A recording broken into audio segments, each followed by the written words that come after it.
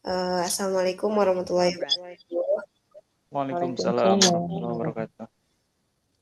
Ya, selamat datang kakak-kakak dan ayah bunda sekalian di pertemuan ke-9 ya, kalau nggak salah. Oke, berhubung pematerinya udah ada dan materi hari ini tentang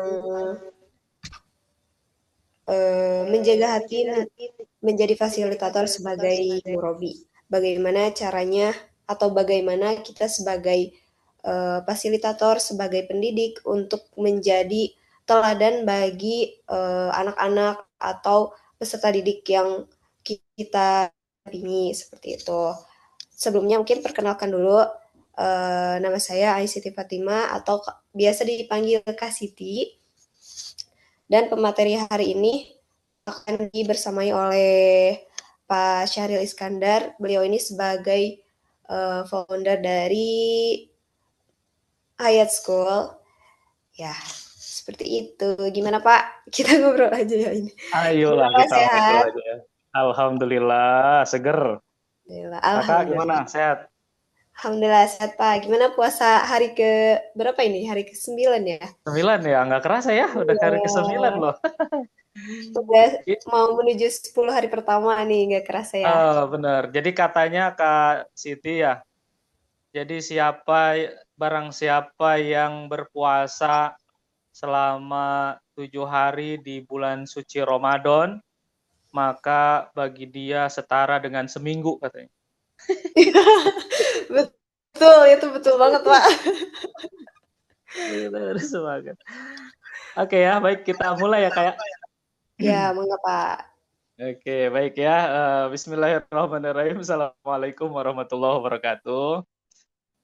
Waalaikumsalam warahmatullahi wabarakatuh. Alhamdulillahilladzi ja'alal mauta wal hayata liyabluwana ayyuna ahsanu amala wa huwal azizul ghafur. Assalatu wassalamu ala asrofil anbiya'i wal mursalin wa ala alihi wa sahbihi ajmain amma ba'du. Ayah bunda, kakak fasilitator semua, pada kesempatan kali ini alhamdulillah kita sudah memasuki hari ke-9 ya, tidak terasa ya. Jadi ini ajang kita untuk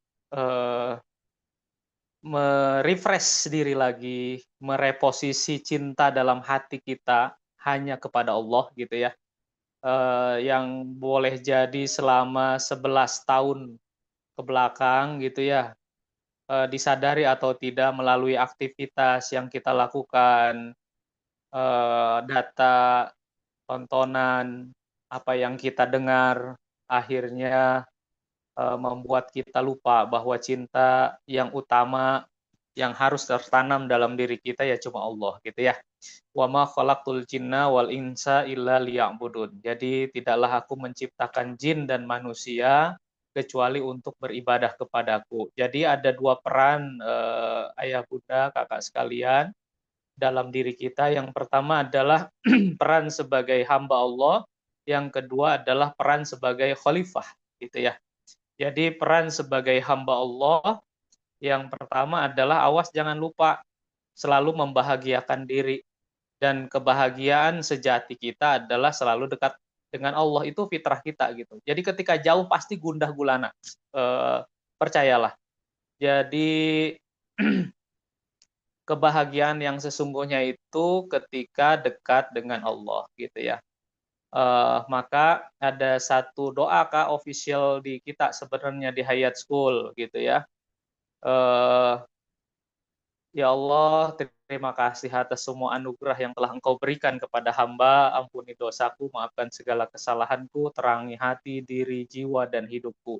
Engkaulah cinta sejatiku, sumber kekuatan dan inspirasi bagiku. Ya, gitu ya, itu doa officialnya kita itu ya. Jadi bahwa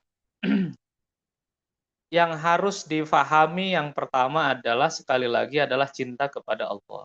Maka itulah sumber kebahagiaan sejati. Maka mestinya sebenarnya dalam hidup kita tidak ada yang bisa merusak kebahagiaan kita kecuali memang diri kita sendiri. Jadi analoginya, kapal di lautan, kapal air di lautan, dia tidak akan pernah tenggelam kecuali adalah membolongi atau bolong ya gitu. Jadi kita juga kayak gitu. Hati kita itu seharusnya nggak kecewa. Yang bikin kecewa kan kita sendiri. Artinya kita berharap terhadap sesuatu, kita berharap terhadap langsung ya implementasi. Kita berharap kepada anak kita ya. Itu kan kenapa kita kecewa sama anak? Karena kita berharap sama anak sebenarnya.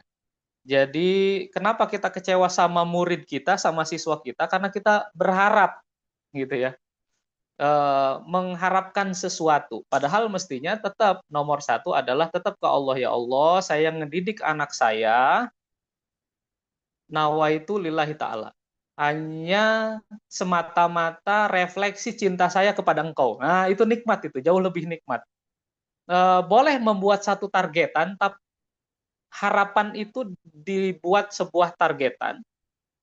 Misalnya siswa saya ini targetnya adalah dia setelah hasil diagnosa awal, dia kekurangan di masalah sosial. Nah, gitu misalnya gitu ya. Jadi dia kalau berinteraksi sama orang susah, diem, nggak ngomong. Kemudian ini cara komunikasinya kurang bagus. Kita targetkan nih. Nah, maka harapan itu dijadikan satu targetan. Nah, gitu ya. Jadi targetan untuk mencapai kekurangan dia nanti sehingga masuk ke titik keseimbangan. Ya, misalnya ini anak komunikasinya susah, berarti berikutnya kita ajarin dia untuk berkomunikasi gitu ya. Eh, itu jadi targetan. Tapi tetap doa yang pertama yang harus kita lakukan tetap ke Allah, nah gitu ya. Ya Allah, tolong bantu hamba untuk mendidik anak saya ini, untuk mendidik siswa saya ini, biar dia komunikasinya lancar, gitu ya. Yang kita lihat eh, sekali bernabi Musa aja kan komunikasinya sebenarnya kurang gitu ya. Makanya ketika diminta untuk dakwah ke Firaun, Nabi Musa ngerasa nggak siap gitu karena eh, dirinya kurang sebenarnya kalau masalah ngomong gitu ya.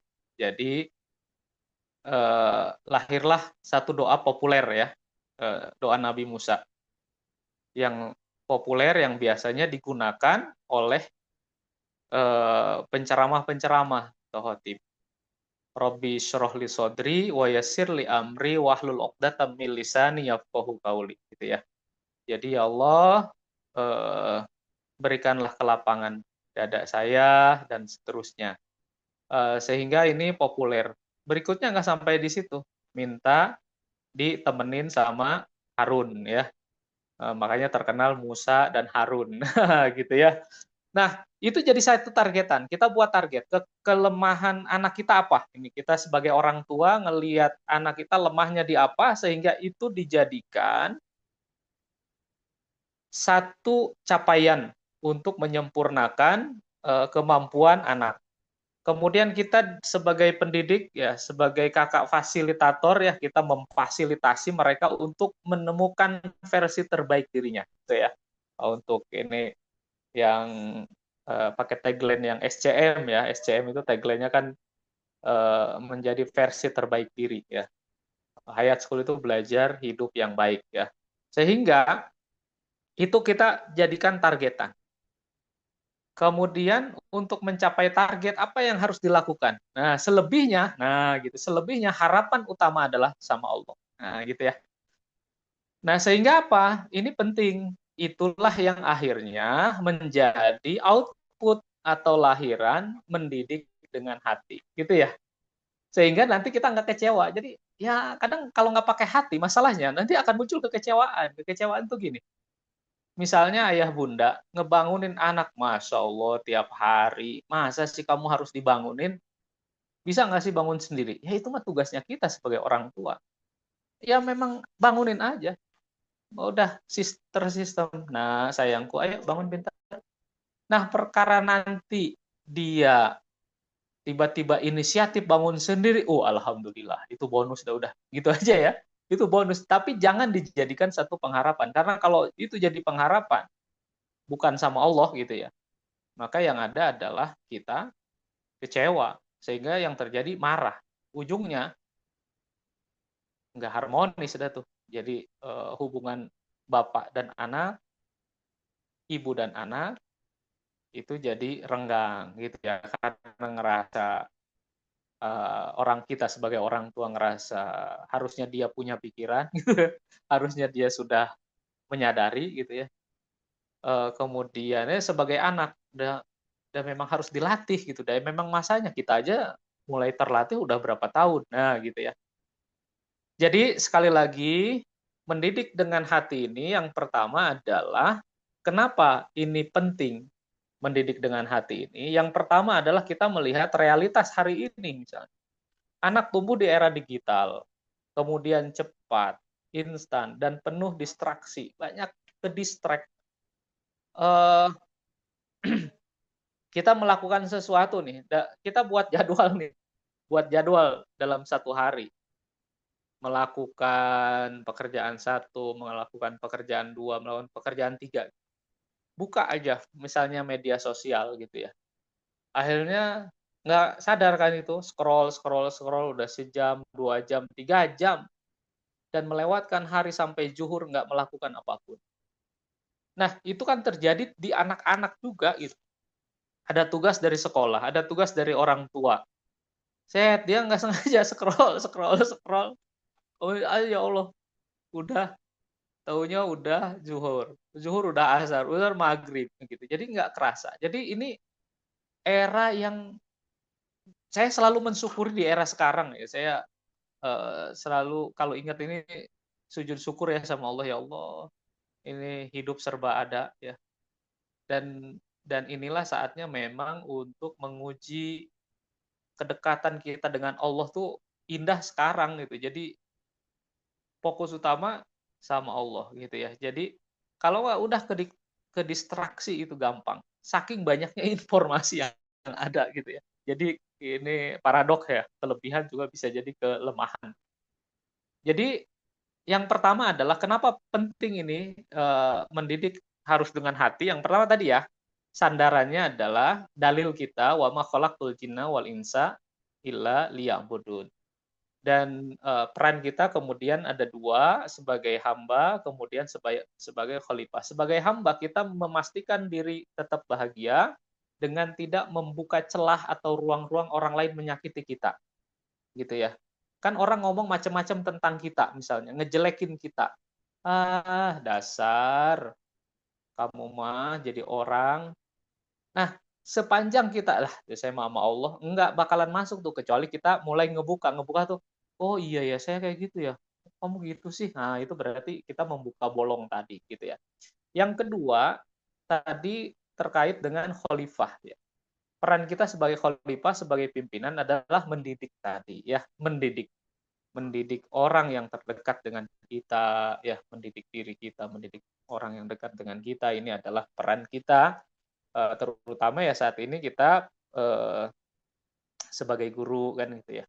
Yang kedua adalah udah jelas orang mah masih bingung nyari profesi apa ya, ini udah ada siswa.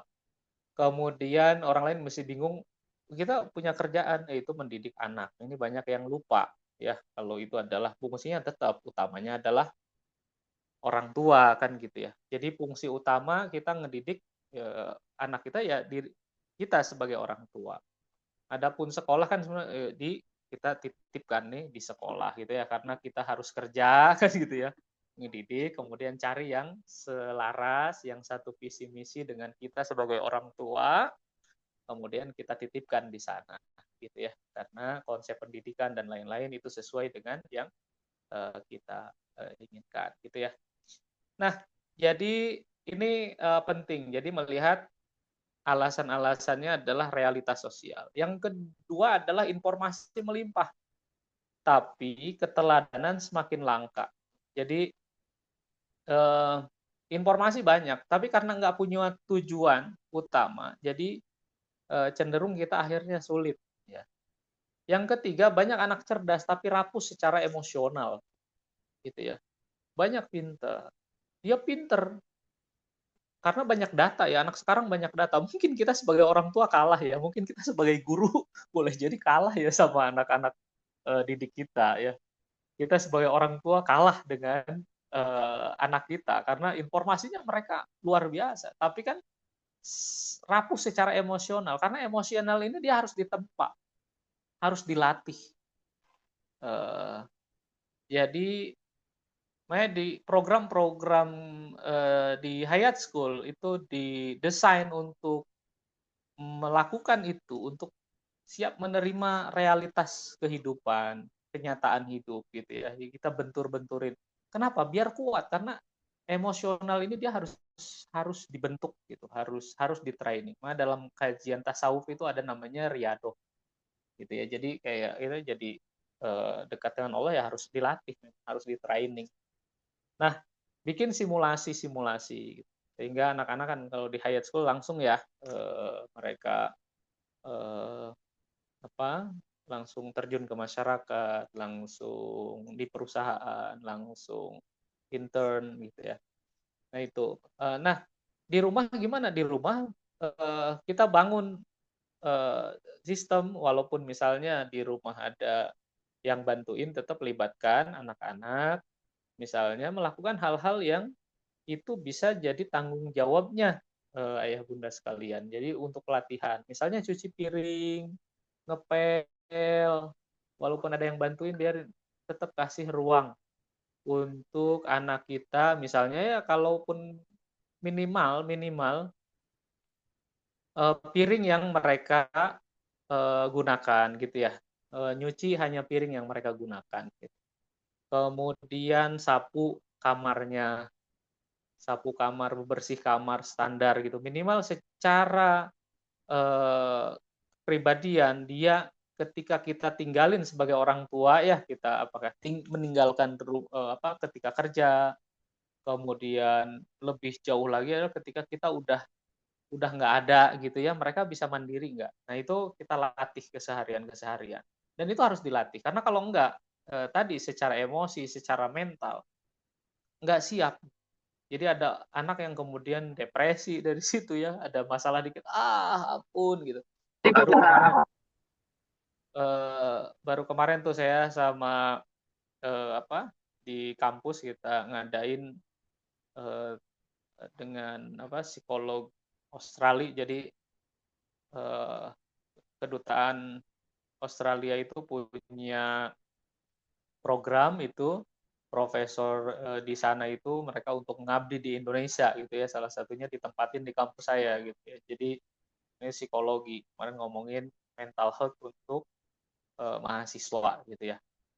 Nah, dan salah satunya ya tadi memang harus dibentuk gitu ya, harus dibentuk secara emosi sehingga secara emosi dia makin kuat gitu ya. Nah, mendidik dengan hati ini adalah mengajar dengan empati, bukan sekedar instruksi gitu ya. Jadi eh, dia pakai empati. Jadi kamu lakukan ini. Sehingga ketika kita mendidik dengan hati ini adalah kita yang dirasakan kita seperti apa. Makanya kan lain. Ada ada marah yang itu menyakitkan, ada marah yang membangkitkan. Ya, saya ulangi ya. Ada marah yang menyakitkan, ada marah yang membangkitkan. Marah yang menyakitkan itu karena dia basicnya tadi pengharapan itu.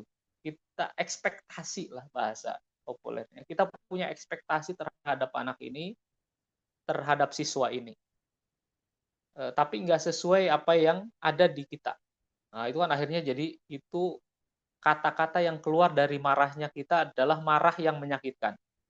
Tapi ada marah yang itu membangkitkan. Jadi tetap berapi-api, tapi yang disasar adalah kesadaran diri. Nah, gitu ya. Jadi maka yang di situ adalah yang lahir adalah empati dan menyadari kesalahan dirinya. Jadi poinnya itu. Maka eh, ini penting sehingga eh, itu memberikan ruang ke kita untuk mengembangkan anak. Jadi yang pertama adalah mendidik dengan hati ini adalah mengajar dengan empati. Jadi bukan sekedar instruksi. Jadi memang nih, ini kan punya goal, ini yang harus dilakukan. Sehingga ketika kita bangunin sahur nih misalnya ya untuk anak, "Nah sayang, yuk yuk pintar." Ih hebat banget nih, eee, kayak di desain tren nih, ayah bunda, kakak-kakak, ini desain tren kan ada, santri Hayat School ya yang itu bentuknya boarding gitu ya, yang untuk level SMP dan SMA. Itu beda itu ketika, "Ayo bangun bangun bangun bangun bangun."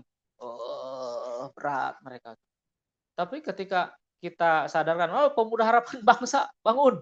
Langsung pada itu itu beda. Makanya ini kita punya standar operating prosedur ya. Jadi dalam membangunkan anak-anak itu salah satunya adalah untuk Murobinya ini, ada, kata-kata khusus ya untuk membangkitkan. "Ayo pemuda harapan bangsa, bangun!"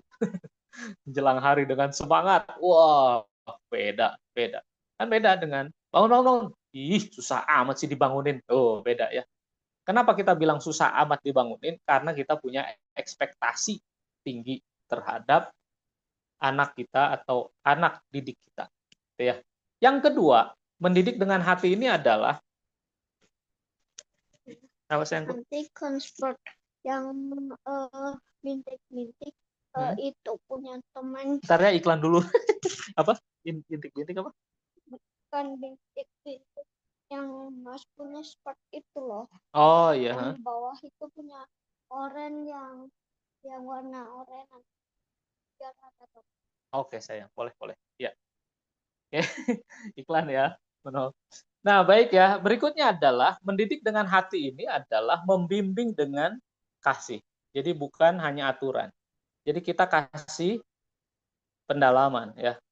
Nih, nah kita sebagai fasil, makanya istilahnya di Hayat School fasilitator ya. Maksudnya kita yang mengimbangi mereka, membimbing mereka menemukan versi terbaik dirinya, gitu ya.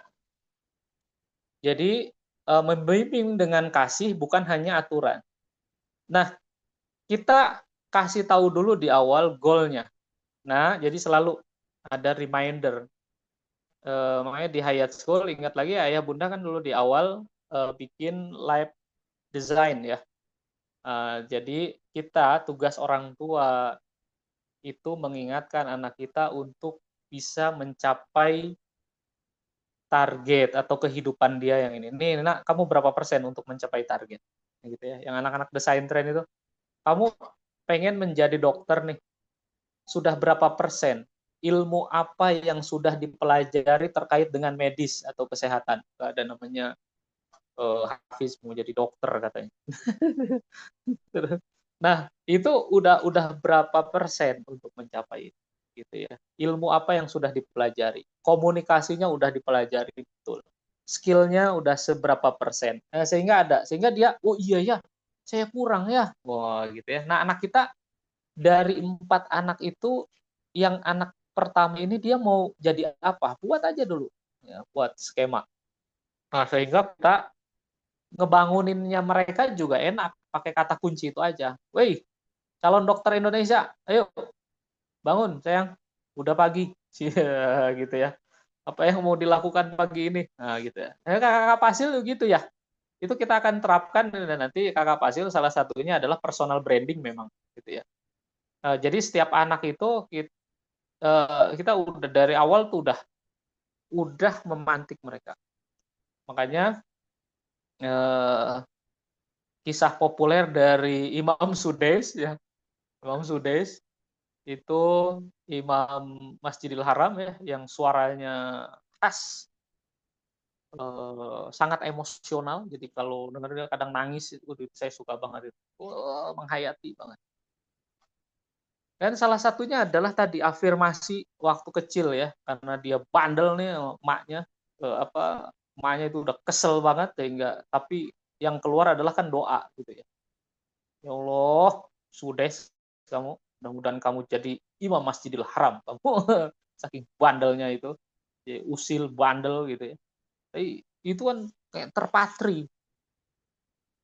Jadi dalam konteks ini kita lihat sebenarnya adalah afirmasi terhadap anak. Jadi dia ingat terus, ya Allah, imam Masjidil Haram gitu ya. anak kita dokter, dokter, dokter, satu lagi misalnya insinyur, insinyur, satu lagi apa? Kiai, kiai, kiai. Nah, gitu ya. Jadi terus aja dipatri. Nah, ini ya. Jadi membimbing dengan kasih dan bukan hanya aturan. Yang berikutnya adalah menyentuh jiwa, bukan hanya mengisi kepala. Jadi dihidupkan ruhnya, gitu. Dihidupkan ruhnya, sehingga ini kita mungkin lupa yang kita ajarkan, tetapi kan tidak akan pernah lupa bagaimana kita memperlakukannya. Itu ya, ayah bunda sekalian, saya ulangin nih ya. Kita mungkin lupa dengan apa yang kita ajarkan, tapi tidak akan pernah lupa bagaimana kita memperlakukannya. Jadi ini penting.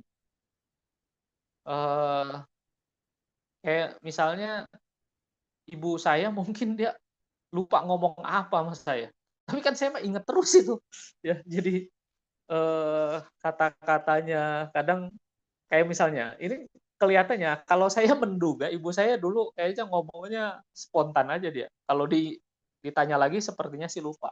Misalnya saya kan mau ke masjid tuh ceritanya, terus aduh bu nggak mau ke masjid lah malu gitu tuh saya gitu ya. Apa ngaji malu ah, ih Sahril nih kayak cara malu segala, nyolong tuh baru malu, ngaji mah jangan malu. Oh itu kan, itu inget terus, saya yakin dia bercanda, spontan banget, tapi itu kan inget terus. Nah kita kata-kata positif kita ke anak didik kita, ke anak kita, itu teringat dan terkenang terus. Ini masih ada waktu kah Kak Siti? Selebihnya bolehlah kita eh, dialog ya sambil kalau ini udah 30 menit ya. Jadi ayah Ya, bunda, kalau ada pertanyaan Kak Siti kita buka aja dialog sambil saya ngejelasin. Yang berikutnya ya gitu aja ya. Sambil boleh, boleh. ngejelasin. Tapi kalau ada yang mau ditanyakan, itu kita utamakan gitu ya. Ada berapa menit lagi Betul. Kak Siti kita? Saya Eh, persilakanlah ke Kak Siti berikutnya. ya, boleh ayah bunda atau kakak-kakak yang mau berdiskusi mungkin ya Pak, mau berdiskusi Ya, atau sharing-sharing terkait dengan mendidik dengan hati itu seperti apa. Kalau ada yang mau didiskusikan, mangga boleh di kolom chat mungkin atau boleh ya open kalau mic chat boleh, juga. ke toko material juga boleh. Kalau chat, beli chat. Kita sampai jam berapa Kak Siti? Sampai jam 6 Pak. Oke, Masih sip ada ya. 26 menit lagi. Oke, baiklah. Sambil ini ya, kalau ada silahkan saja. Boleh langsung tadi betul di kolom chat ya, Ya. atau raise hand boleh gitu ya, sambil saya ngejelasin lanjutannya ya, seperti itu. Tapi kalau saya Eh, boleh nanya, boleh nggak Pak? Kalau saya oh, yang nanya boleh nggak? silahkan, silahkan, silahkan, silahkan. Oh, yang ini dulu deh. Dari Bunda Alia dulu deh. Hmm. Mangga Bun. Boleh Iya, open mic. Assalamualaikum. Makasih Pak Sahril ilmunya. Waalaikumsalam Ah, warahmatullahi wabarakatuh. Silakan ya, Bunda. saya dari Garut ya. Kebetulan Oh, jauh temannya Bunda sekali. Sri, ya, ikut nebeng nih belajar Oh, ilmu. gitu. Aduh, sama-sama Ini Pak Bun. Sahril, kalau Hmm. ini saya kebetulan punya anak yang bungsu ya, Ya. sekarang mau lulus SD gitu. Nah dia Hmm. tuh punya dua cita-cita nih. Tadi kan enak tuh kalau sudah apa sih namanya? Oh aku pengen jadi dokter, aku pengen jadi Hmm. insinyur. Nah dia tuh Ya. punya dua. Bunda aku mau jadi hakim, aku jadi Hmm. psikolog ya gitu. Nah itu nanti untuk Oke. awal ngebangun kayak gitu gimana Pak kalau ini? Ya makasih. Oke, baik. Terima kasih. Baik, Bunda. Ya, jadi ketika anak memiliki dua atau lebih masih keinginan dan masih punten usia berapa, Bun? Iya Atau sekarang level? mau lulus SD, heeh, memang masih masih itu ya belum Oh, ajak masih. ya, Oke, oke. belum Keren, ajak. keren, keren atuh ya. SD udah mantap. Oke, atur nuhun, Bun. Ya, SD. Wah, SD udah punya cita-cita di etalasenya ada dua itu udah luar biasa, Bunda. Ya, jadi nggak apa-apa. Sampai masa SMP dia kan masih di era eksploratif profesi diri dia atau tentang diri dia ya. Nah, nanti yang pertama adalah kan yang dipahami pertama itu anak-anak itu lebih ke melihat profesi sebagai perilaku, nanti profesi sebagai pengetahuan. Nah, sehingga nanti kita bisa ketika masih ada, biarin dulu, sehingga kita sebagai orang tua memberikan gambaran dan konsekuensi dari setiap profesi itu, gitu ya. Jadi apalagi anak-anak mungkin yang kelihatan yang paling mudah kita ngedeteksi adalah enak nggak enaknya, kan gitu ya. Kayaknya kan gitu ya biasanya, Bapak. Kayaknya jadi pilot enak. Sehingga hampir sebagian besar cita-cita waktu kecil itu menduduki rating tertinggi, masih nggak ya zaman sekarang ya? Itu yang pertama adalah pilot. Kenapa? Kayaknya enak bisa terbang ke sana kemari, kan gitu ya.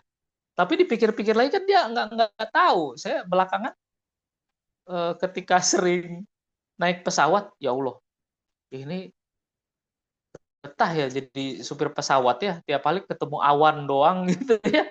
Nggak ada apa-apa, nggak ada pemandangan gitu ya. Jenuh juga, pikir-pikir jenuh gitu. Nah, kan kita waktu kecil perspektifnya pokoknya kayaknya enak gitu ya. Sehingga nanti mulai muncul kan tanggung jawabnya tadi ya. Jadi hak dan kewajiban. Jadi kita kasih gambaran. Yang kedua, yang menduduki rating tertinggi cita-cita waktu kecil itu adalah dokter ya, bener ya, dokter. Dokter.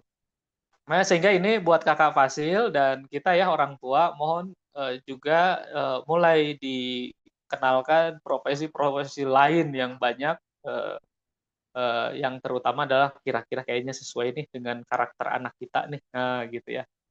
Nah, yang kedua adalah dokter kan gitu. Kenapa? Enaknya lihat kayak rumahnya pada gede-gede. Eh, kayaknya hebat kan gitu ya. Bisa nolong orang gitu. Yo, itu bagus tuh, bisa nolong orang.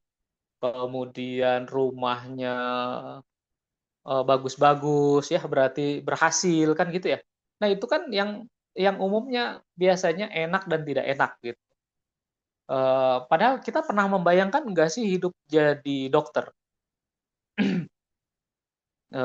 Setiap hari ketemu orang yang ngeluh aja ya, ngeluh ya, datang, aduh dok sakit, apanya, coba buka mulut, mulutnya bau lagi ya, aduh, gitu ya, kemudian dicek, nah itu kan konsekuensi itu, nah itu kan ini nanti baru tuh kita kasih gambaran tuh ke anak tuh, nah ini nih kondisi kondisi nanti di lapangan itu seperti ini, sehingga kita kasih gambaran. Nah, ini nanti jadi hakim tuh seperti ini. Kemudian udah mulai kewajiban-kewajibannya, bagaimana dia harus menegakkan keadilan. Nanti kita kasih tuh beberapa kasus-kasus, tapi yang ringan-ringan dulu ya, yang ringan-ringan dulu ya, lebih ke memantik nanti. Oh, memang dia mah kayaknya tak tergoyahkan. Ternyata, nah sampai kita nemuin titik itu. Tapi ketika nanti juga ada harus siap-siap Bunda. Ketika si anak, waduh ngeri juga, nggak jadi. Nah, nanti kita kuatkan lagi. Kita motivasi, kita kuatkan dengan kasus-kasus atau contoh-contoh hakim-hakim yang di dunia yang luar biasa gitu. Dia bisa menegakkan keadilan gitu ya. Kemudian yang kedua adalah nanti psikolog.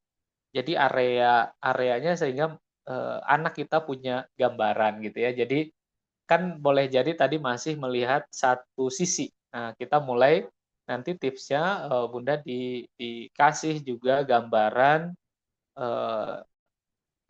di samping dia apa sisi-sisi yang lainnya. Nah, gitu ya. Sehingga nanti dia akan melihat secara utuh. Nanti gimana kalau tiba-tiba dia nggak kedua-duanya gara-gara kita kasih gambaran, ternyata masing-masing konsekuensinya serem juga. Unsur motivasi, tapi dia udah lebih ke kalau udah mengkerucut kayak gini sebenarnya enak. Tinggal ya masih tangguh berarti di psikolog. Ya udah psikolog sehingga nanti kita bisa ketemu titik terkuat dari diri dia. Oh ya, psikolog terus. Ya udah, kita berikutnya berarti tinggal kasih motivasi tokoh-tokoh yang mirip dengan karakteristik anak kita gitu, dengan profesi anak kita, sehingga itu bisa makin menguatkan gitu. Mudah-mudahan menjawab, Bun. Siap, terima kasih pencerahannya. Nuhun, jazakallah. Oke, amin, amin. Bunda juga sehat selalu. Silakan Oke. kalau ada lagi ya.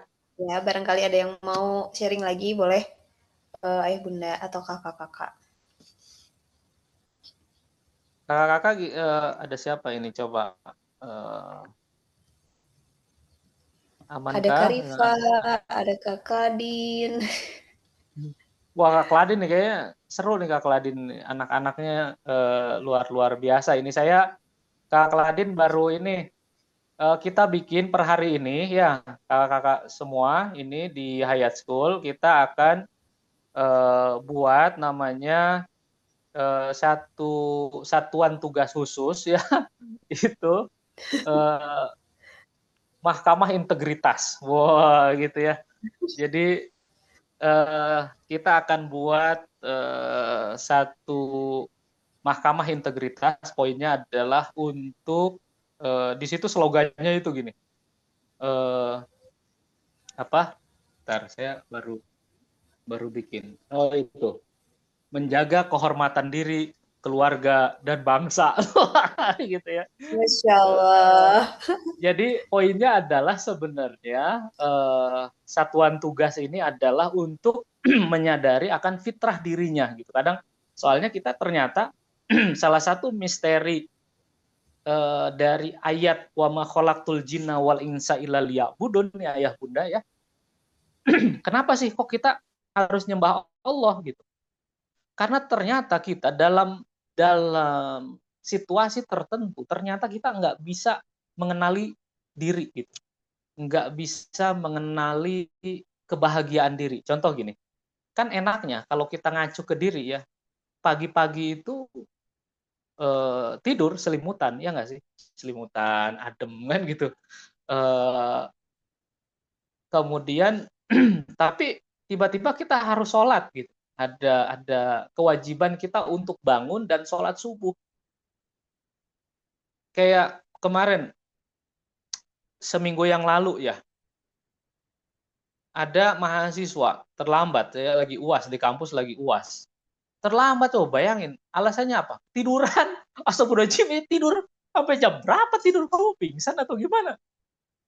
Terus gitu udah ya. Jadi pokoknya ya apa mau apa gitu ya. Nah kan kita di batas tertentu kita udah lupa. Padahal subuh itu saat terindah dalam membuka hari sebenarnya. Saya punya hobi itu pokoknya subuh itu harus bangun dan mandi itu kalau lagi eling ya lagi eling kalau lagi eling nih mandi itu selalu sebelum sholat subuh itu harus mandi. Dan biasanya keliling kampung gitu itu soalnya udara seger, kemudian ya ternyata salah satu keuntungan sholat subuh berjamaah salah satunya adalah kenapa Nabi pantesan bilang ada hadis Nabi seandainya manusia tahu pahala sholat subuh, bahasanya pahala ya. Tapi keuntungan manfaatnya. Niscaya manusia meskipun dia nggak bisa jalan atau dalam kondisi merangkak, dia akan pergi ke masjid gitu. Saking indahnya sebenarnya gitu. Jadi indah banget suasana subuh itu. Nah, ini kan kita nggak menyadari itu kalau nggak dipaksa sama Allah untuk bangun gitu. Maka dalam batasan-batasan itu Allah memberikan kesadaran-kesadaran. Nah, itu rahasia di balik wa ma khalaqtul jinna wal insa illa liya'budun gitu ya. Ketika manusia ngerokok misalnya, kan sebenarnya dia sedang merusak dirinya gitu ya. Di satu sisi manusia itu butuh pekerjaan sebenarnya gitu ya, tapi nggak tahu harus apa yang dilakukan. Rokok, udahlah.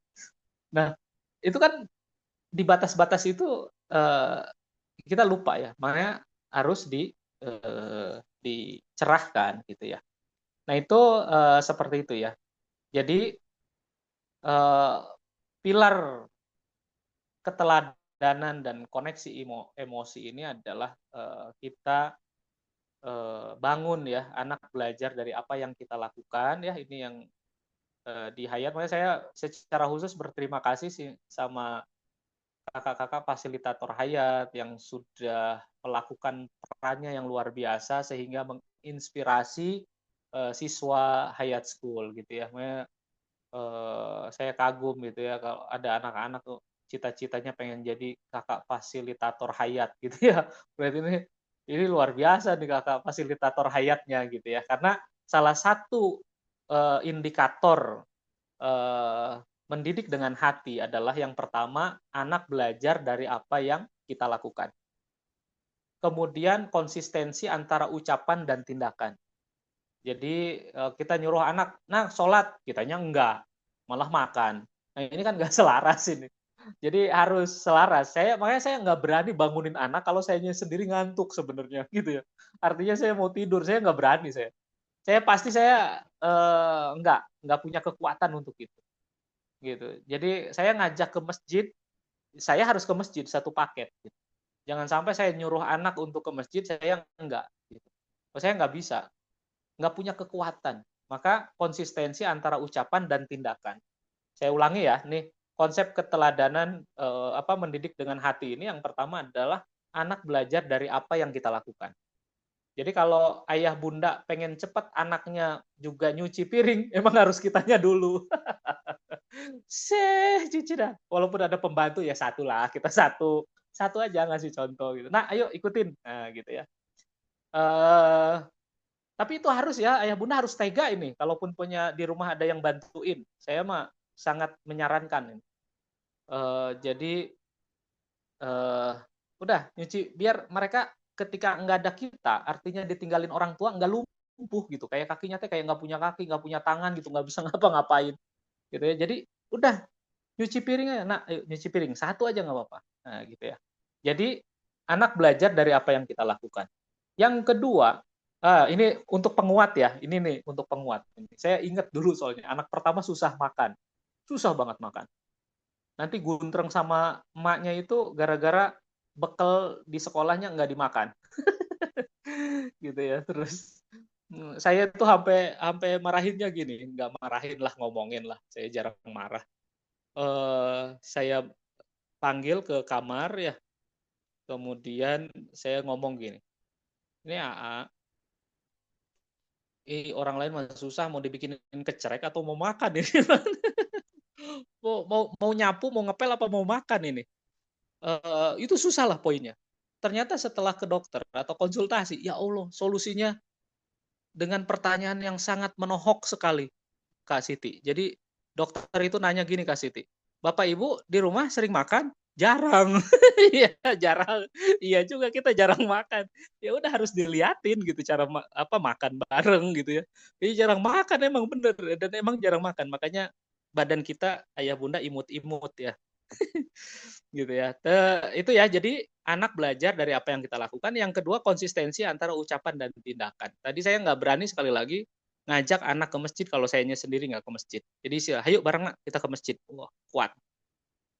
Kemudian yang kedua adalah orang tua dan guru adalah kurikulum kehidupan. Gitu. Jadi mereka itu melihat apa yang ada di kita. Makanya keluarga pembisnis, anak-anaknya nggak jauh jadi pembisnis biasanya. Gitu. Anak orang tuanya pendidik nggak jauh, pasti anak-anaknya juga pendidik, nggak jauh karena kita adalah kurikulum hidup itu sendiri gitu ya. Orang tua kita kurikulum hidup. Makanya Hayat School ini SCM ya, Sekolah Kreatifpreneur Muda, kita merespon, mengakomodir keluarganya ini keluarga apa sehingga kita bisa terapkan si nilai itu gitu. Kalau keluarganya pembisnis, ya udah kita akan arahkan anandanya untuk pewaris, legasinya adalah ke bisnis. Nah, gitulah. Nah, kecuali ada 1-2 yang itu beda ya silahkan aja, nggak masalah. Itu lain kasus ya, artinya berarti kan dia udah punya motivasi dan tujuan hidup yang kuat. Sip, sepertinya udah di 5:50 ya. Silakan kasih bagian kasih Ti. Betul, alhamdulillah ya. Gak kerasa ini udah mau 1 jam. Kita Bapak sharing tentang dengan mendidik dengan hati, bagaimana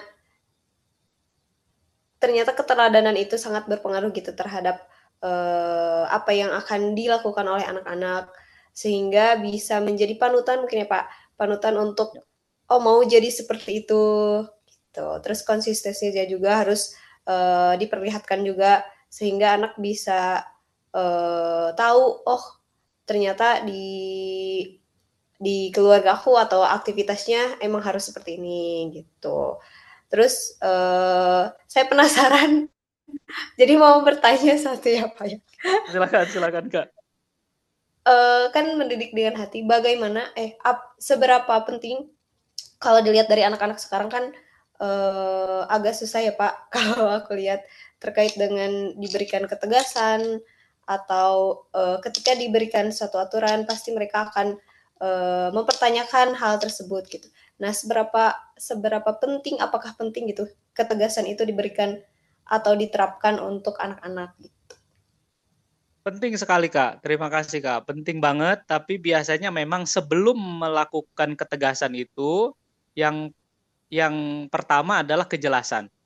Jadi tahapannya itu kejelasan, ketegasan, yang ketiga penyelarasan. Nah, Iya. jadi kejelasan itu artinya ketegasan itu akan bisa kita tunaikan ketika sudah jelas si map-nya, roadmap hidupnya. Kamu tuh kan maunya, kamu itu kan, ya, contoh kita lanjutin aja yang tadi yang eh, anak mau jadi hakim ya, misalnya gitu ya. Kan kamu mau jadi hakim misalnya gitu ya. Eh, Langkah yang harus dilakukan ini. Nah, gitu ya. Kayak udah jelas tuh. Jadi udah kita kasih tahu dulu nih kejelasan. Sehingga baru kita muncul ketegasan. Nah, kamu ini udah melakukan di luar yang seharusnya. Nah, gitu. Ya, oh. Jadi memang harus punya, jadi makanya di Hayat Sul kita kan setiap anak wajib punya peta hidupnya masing-masing kan gitu ya. Nah, sehingga ketika kita melaksanakan bagian dari ketegasan, itu udah ada kejelasannya. Ini kalau istilah di agamanya kan sirotol mustaqim ya, sebenarnya sirotol mustaqim itu eh, alur sesuai dengan pathway hidup kita gitu ya. Nah, sehingga ketika kita melaksanakan ketegasan itu enak ya, udah karena udah jelas ini arah hidup kamu nih, eh, kan mau jadi psikolog kayak tadi ya, atau mau jadi hakim kan gitu ya. Sehingga langkah-langkah menjadi psikolog itu yang pertama secara kepribadian, eh, kamu harus mentalnya harus sehat. Gimana kamu mau ngasih konsultasi kesehatan mental ke orang lain, kamunya sendiri sakit kan gitu. Oh Iya. iya ya, aduh iya, ayo cepat kembali ke jalan yang benar. Siap, itu kan beda. Jadi karena dia udah tahu pathway-nya gitu ya, udah tahu jalur yang mau ditempuhnya. Maka tahapannya adalah pertama kejelasan. Kejelasan itu terkait dengan roadmap hidupnya gitu ya. Kalau di setiap level kelas di Hayat School itu dia tahapan ini tahapan apa ya. Udah ada. Yang kedua maka ketegasan. Ketegasan baru kita bisa lakukan. Dan ketegasan sudah kita lakukan, ternyata dia enggak susah juga, baru penyelarasan. Nah, penyelarasan inilah yang dikenal dengan istilah sanksi kali gitu ya. Misalnya anak, kamu kan mau jadi psikolog. Kalau kamu tidak bisa menahan diri untuk lihat medsos, sehingga kamu seharian hanya lihat HP aja, mata kamu sakit. Nah, nanti kamu kan nggak bisa memberikan advice atau konsultasi dengan baik. Maka mohon maaf ya, saya. Kalau itu kita sebagai fasilitator ya. Kalau sebagai orang tua misalnya, mohon maaf ayah atau bunda, mau simpen dulu HP-nya ya, biar kamu selaras lagi. Nah, gitu ya. Jadi ketika pun kita ambil, dia tahu apa yang kita lakukan memang untuk kebaikan dirinya, gitu ya.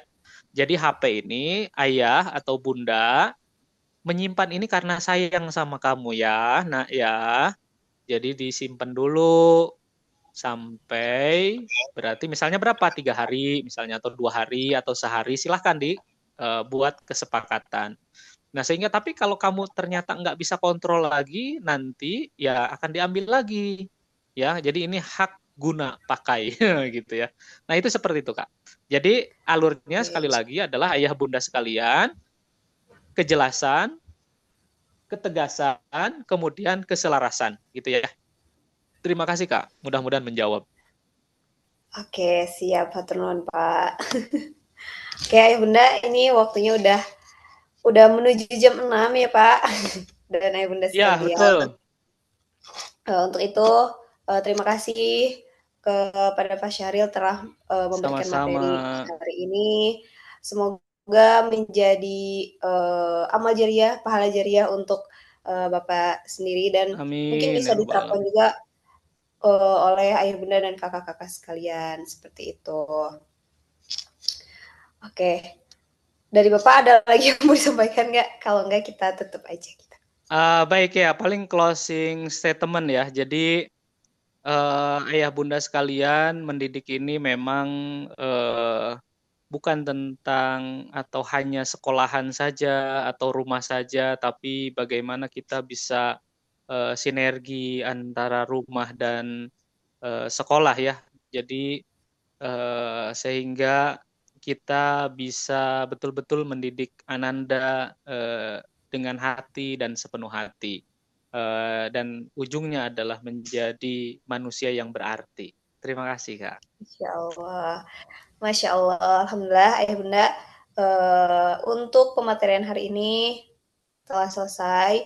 Terima kasih Ayah Bunda telah hadir di kajian kali ini. Mari kita tutup dengan pembacaan istighfar dan doa kafaratul majlis. Astagfirullahaladzim. Subhanakallahumma bihamdika asyhadu an la ilaha illa anta astaghfiruka wa atubu ilaik. Terima kasih Ayah Bunda, ditunggu untuk pertemuan selanjutnya. Assalamualaikum warahmatullahi wabarakatuh. Waalaikumsalam warahmatullahi wabarakatuh. Terima kasih semua. Amin, sama-sama Bunda.